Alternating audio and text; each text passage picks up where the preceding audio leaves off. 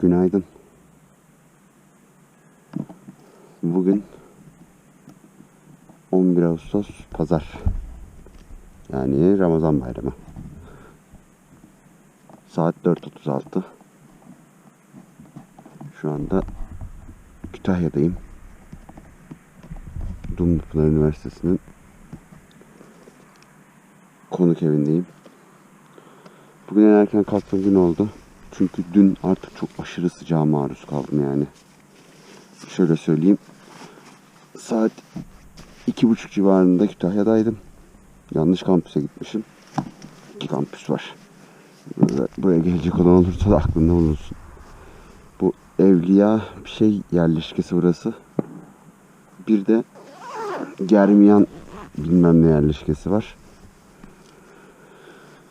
O yerleşke diye gittim ben. Yani konuk evi orada gösteriyordu ama o yanlış. Yani Google Maps'teki o bilgi yanlış. Yani artık en son şehir trafiğinde küfür ediyordum trafik ışıklarına. Öyle falan böyle size bilmem ne yapayım diye. Yani o yüzden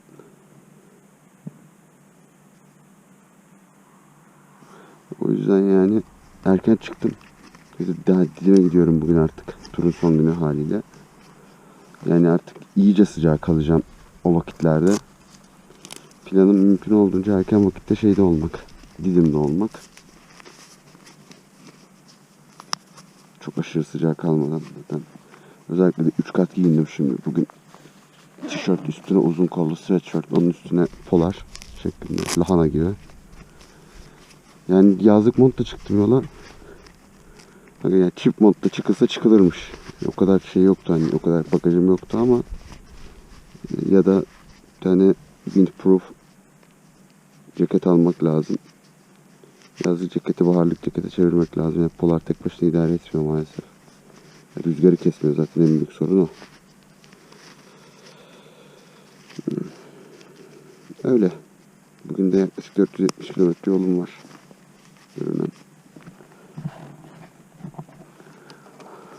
Ve turu sonlandırıyorum. De yapacağım. Turla ilgili video da çekeceğim. En son başlangıç videosu çekmiştim. Bitiş videosu da çekeceğim. Yorumlarım da var zaten konuyla ilgili. Bakalım.